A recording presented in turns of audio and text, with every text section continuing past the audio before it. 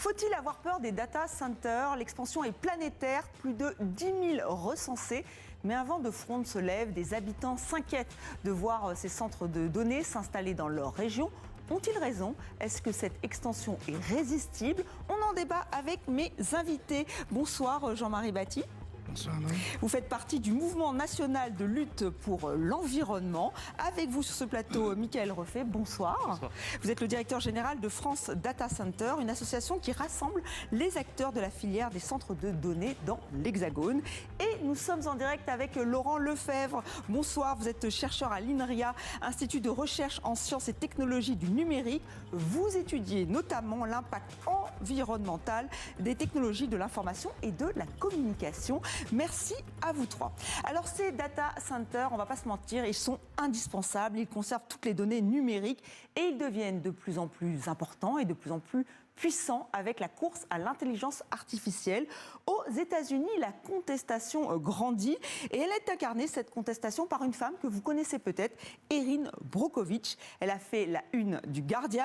Elle avait dénoncé l'un des plus grands scandales de pollution de l'eau du pays. C'était il y a plus longtemps, et le film était devenu, un film était revenu sur son combat, et c'était Julia Roberts qui avait incarné donc Erin Brockovich. Donc la voilà maintenant, elle, en croisade contre les data centers, et elle publie cette carte interactive, le nombre de data centers ou de projets donc aux États-Unis. C'est là où il y en a le plus. Alors là, c'est quelques projets qui sont disséminés, mais il y en a vraiment énormément. Est-ce que c'est une course sans fin, Michael Refait? Alors non, ce n'est pas une course sans fin. L'explosion des data centers, elle ne date pas d'hier, parce qu'en réalité, ça fait maintenant 20 ans, 25 ans que nos sociétés se digitalisent. Avant même que l'IA arrive dans nos vies, l'intelligence artificielle, ce qu'on appelle le cloud, l'info nuagique en français, c'est le phénomène de numérisation de nos entreprises, de notre société, qui permet aujourd'hui d'accéder à un très grand nombre de services, qui a été tant utile à la France et à notre économie pendant le Covid, qui nous a permis de télétravailler. Mais là, il y en a de plus en plus. Et il y en a à cause de l'intelligence artificielle. Il y en a de plus en plus à cause du cloud ou grâce au cloud, mais également grâce à l'intelligence artificielle. C'est une véritable révolution économique, industrielle, sociale qu'on est en train de vivre. Et environnementale, on va y revenir aussi. Et environnementale, et on peut y revenir évidemment. Chaque révolution industrielle est associée à une révolution des infrastructures. On peut penser aux routes romaines à l'époque, on peut penser à la révolution des aéroports, à la révolution des ports, à la révolution du rail. À chaque fois, il y a effectivement une multiplication des infrastructures sous-jacentes. Jean-Marie Batti, vous, ça vous inquiète? Pourquoi? Ben nous, on est inquiétés. Enfin, c'est les populations surtout qui sont inquiétées parce qu'elles le vivent, si je peux dire, dans leur chair, dans la façon dont ils sont implantés. Je disais tout à l'heure, avant d'être en plateau, oui. Avant d'être en plateau, que souvent ils sont implantés en catémini, c'est-à-dire qu'ils sont décidés par les préfets, par les aménageurs et par les maires. Et que pourtant, il y a des enquêtes publiques, normalement c'est obligatoire en France. Oui, mais les gens le découvrent au moment de l'enquête publique. Donc il n'y a pas assez de communication. Il n'y a pas assez de communication.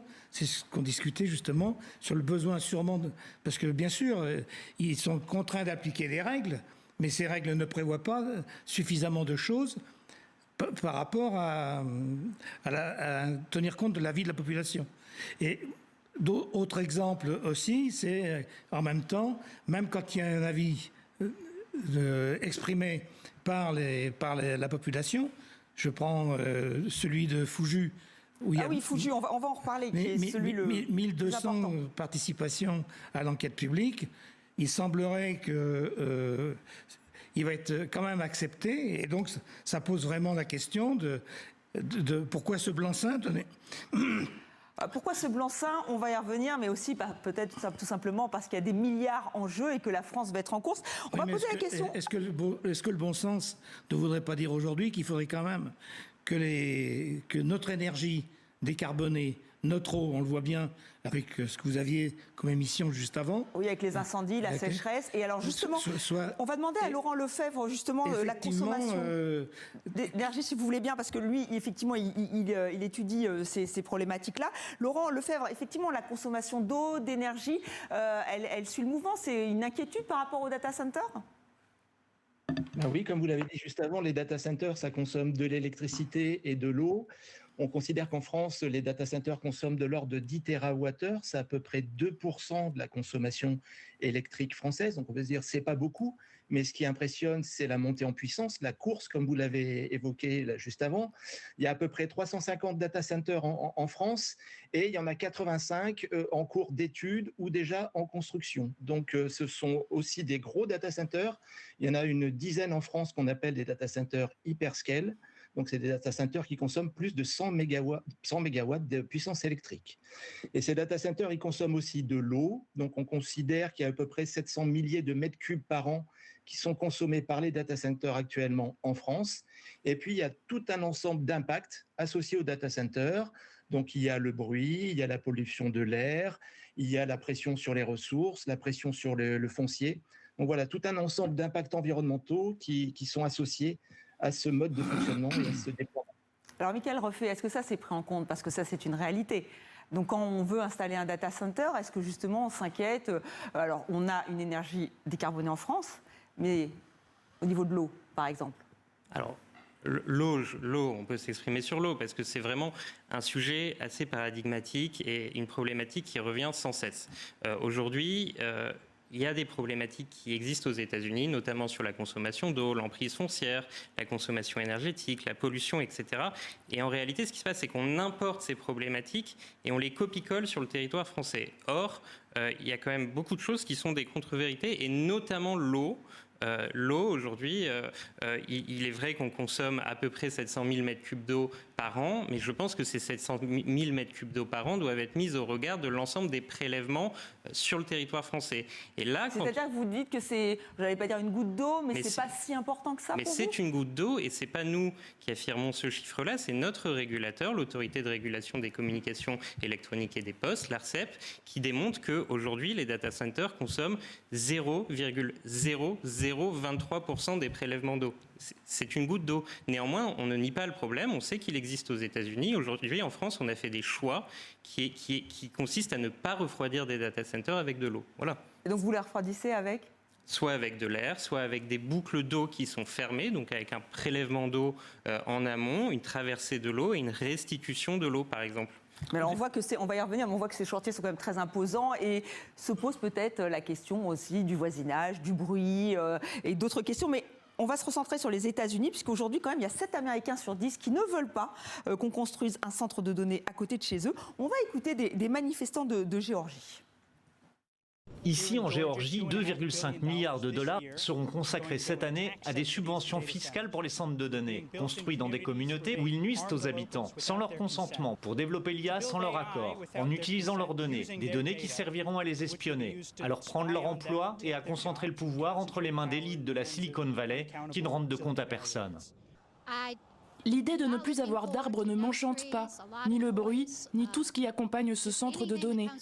Tout cela ne me réjouit pas. Voilà, et ça ne réjouit pas non plus notre invité, Jean-Marie Batti, parce que vous, alors, vous êtes vraiment, vous protestez contre un projet au Bourget.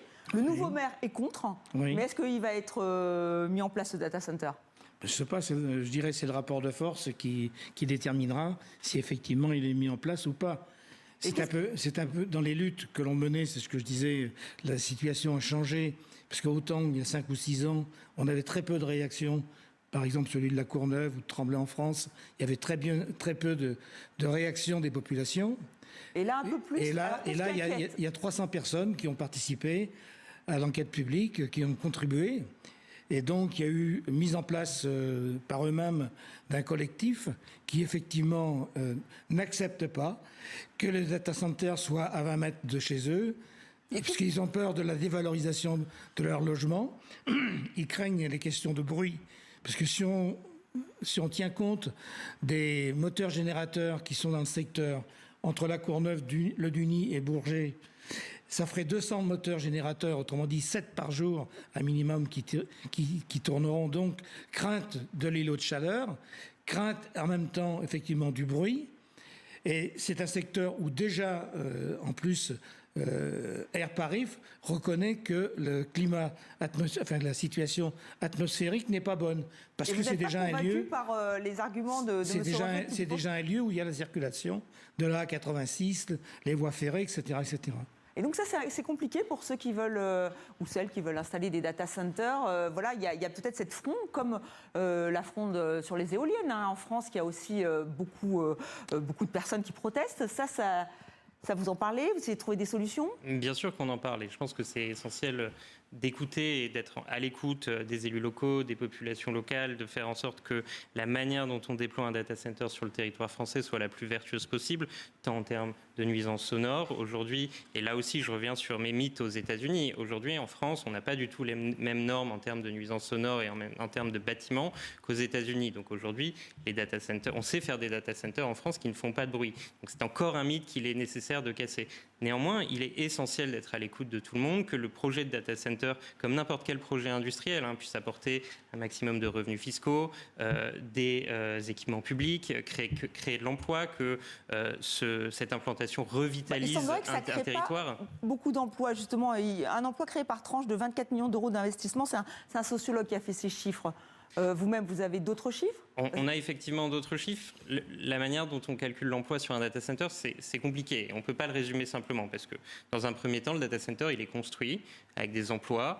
Et une fois que ce data center est construit, ces emplois s'en vont. Ensuite, le data center est exploité et c'est une autre typologie d'emploi qui arrive sur site. Donc, déjà là, il ne faut pas tout mélanger. Ensuite, quand on exploite un data center, c'est ça qui nous intéresse, eh bien, il y a des emplois directs qui sont créés, donc c'est-à-dire les personnes qui vont au sein du data center travailler au quotidien. Travailler dans un data center? Alors, dans les data centers du passé, il ne fallait pas beaucoup de monde. Mais aujourd'hui, on est en train de changer de paradigme. Un data center, ce n'est plus une boîte à chaussures avec un agent d'entretien et un agent de sécurité. Aujourd'hui, un data center, c'est un campus qui permet à des milliers de personnes de venir travailler sur site avec des sous-traitants, des acteurs de l'économie de la donnée qui viennent directement exploiter leur système d'information sur site. Et c'est la raison pour laquelle aujourd'hui, on parle, nous, de grenier à grains de la donnée, parce qu'aujourd'hui, dans nos économies de services, une grande partie de la valeur est créée au sein du data center. Alors on va voir avec Laurent Lefebvre si ce grenier à grains du numérique peut vraiment être propre. Est-ce que c'est possible? On voit bien que Michael Refait nous dit que ce n'est pas du tout comme aux États-Unis. Est-ce que vous avez les mêmes informations? Oui, bien sûr, on se base aussi sur les rapports de la... Je disais tout à l'heure, 700 000 mètres cubes d'eau, c'est rapporté aux 4 milliards de mètres cubes consommés en France. Mais comme je disais, c'est l'accélération qui fait un peu réfléchir, et surtout, on se pose beaucoup de questions sur l'usage de ces data centers. À quoi vont-ils servir? Quel type d'acteurs vont vraiment les utiliser? Pour quels usages? Donc, construire un data center net zéro ou zéro impact, je ne pense pas que ça existe actuellement. On peut activer un ensemble de leviers pour réduire les impacts. On peut imaginer récupérer la chaleur fétale, mais la chaleur fatale générée par le data center, c'est souvent difficile à récupérer. Et puis, qu'est-ce qu'on en fait pendant l'été? Bien sûr, ça, c'est compliqué. Et puis, il y a d'autres types d'impacts en termes de pollution, par exemple sur la génération de PFA, sur la génération d'infrasons, les îlots de chaleur. Enfin, ce n'est pas que des sujets américains. C'est des sujets encore d'études et de recherche qui concernent aussi les data centers en France. Alors, certaines... oui. Sur les questions de l'emploi, par exemple, à La Courneuve, il y a 2 gros data centers juste à côté de la A86. Dans ce lieu avant, il y avait Eurocopter. Eurocopter avait 700 emplois. Aujourd'hui, puisque le data center tourne, il y a 35 emplois. Donc oui, mais ce n'est pas le data center qui a détruit les emplois d'Europcopter. En fait, il ne faut pas comparer le data center. Non, mais ça a été remplacé. Mais vous soulignez juste qu'il n'y a pas énormément de... Je souligne la différence. La différence, oui, mais après... Et sur la chaleur fatale, soyons clairs là aussi. La chaleur fatale qui sort du data center de La Courneuve, il est à 25 degrés. Donc effectivement, la chaleur fatale, si on en a besoin pour donner dans une autre collectivité, dans un autre lieu public de la ville, il faut créer les conditions, compte tenu qu'elle est à 25 degrés, pour la réintroduire, d'avoir des pompes à chaleur et d'emmener des circuits jusque là où on va la livrer. Et donc, c'est à nouveau à la charge des collectivités territoriales, donc de nos impôts. Alors, ce qui est compliqué, c'est que certains, ceux qui poussent à ces data centers, c'est des Elon Musk ou des Jeff Bezos. Et d'ailleurs, lui, il a une solution, Jeff Bezos. On va l'écouter. On va utiliser les astéroïdes et la Lune et tout ça pour construire des data centers dans l'espace. Une grande partie de nos opérations informatiques sera effectuée depuis l'espace. Ça aura beaucoup plus de sens de les faire là-haut. Donc on n'y est pas encore, mais Laurent Lefebvre, ça serait une solution ou pas? Ou c'est complètement surréaliste? Oui, arrivent souvent ces envies de technologie de déplacer les data centers. Donc, il y a quelques années, c'était les mettre dans l'eau de mer. La Chine là, commence à déployer des data centers dans des lacs pour les refroidir plus efficacement. Maintenant, c'est l'espace. On peut imaginer que déployer un data center dans l'espace, même si ça semble intuitif, il y a quand même beaucoup de contraintes, fourniture d'électricité, même le refroidissement. C'est pas si évident de refroidir des machines dans l'espace. Et puis surtout, le coût de lancement et la durée de vie et la fin de vie de ces data centers. Donc, pour avoir une vraie vision des impacts associés à ce genre de technologie, il faut voir le cycle de vie dans sa globalité, de la production du data center jusqu'à la fin de vie. Ne pas se focaliser que sur l'usage de l'électricité. Et là, autant les satellites ne durent pas très longtemps actuellement, les satellites basse orbite ne durent pas très longtemps dans l'espace, on peut avoir des craintes aussi sur des data centers dans ce type d'infrastructure. Michael Reffay, la France veut vraiment se mettre... être un Eldorado pour les data centers, notamment grâce à l'énergie décarbonée, grâce au nucléaire. Est-ce qu'elle peut concurrencer sur ce mode d'aller dans l'espace? Est-ce que ça vous inquiète? Est-ce que vous prenez ça en compte? Alors, moi, je pense que ce qu'il faut retenir sur les sujets de prospective, comme les data centers dans l'espace, les data centers dans l'eau, etc., on n'y est pas aujourd'hui. C'est une trajectoire de long terme. Il faut surtout retenir que chaque année, depuis maintenant 20 ans, 25 ans, peut-être 30 ans, les industriels innovent et dépensent des milliards, des dizaines de milliards, des centaines de milliards pour développer des machines qui sont sans cesse plus efficaces, sans cesse plus petites, sans cesse plus éco-conscientes. Et ça, c'est vérifié scientifiquement. C'est-à-dire que si vous prenez la courbe de l'évolution des capacités de calcul depuis 25 ans, elle double à peu près chaque année. Mais ce qui inquiète, on le comprend, c'est l'expansion. Il y en a de plus en plus. Mais justement, donc, sur les capacités de calcul, on augmente de manière exponentielle. Il a échappé à personne que chaque année, la consommation électrique associée à ce doublement ne double pas elle-même. On est sur une courbe qui est faiblement linéaire. Comment vous expliquez ce delta entre ces deux courbes? Eh bien, les acteurs économiques innovent. Jean-Marie Batti, est-ce que vous êtes inquiet parce qu'on voit que ça rapporte des milliards, que la France se positionne sur ce marché? Comment se faire entendre? Déjà, on se pose une question. Est-ce que, effectivement, la recherche, est-ce qu'il ne faudrait pas que l'utilisation du numérique aille essentiellement sur ce qui nous est essentiel, c'est-à-dire la recherche, la santé, le climat, par exemple? Donc, ce que vous voulez dire, c'est qu'il ne faut pas investir, mais après, le problème, c'est que c'est une course mondiale. Et là, vous ne sentez pas... Mais cette course mondiale, on voit bien dans la presse régulièrement, ces temps-ci, qu'il y a une crainte de cette bulle qui a déjà explosé autrefois en Grande-Bretagne, aux États-Unis au moment de grands travaux, et qui risque à nouveau de réexploser aujourd'hui. Et ça veut dire qu'aujourd'hui, on est peut-être en train de construire des choses qui, demain, seront des dégâts industriels dans nos propres villes. Voilà pour cette mise en garde. Merci infiniment à vous trois d'avoir participé à ce débat sur les data centers. Nul doute qu'on y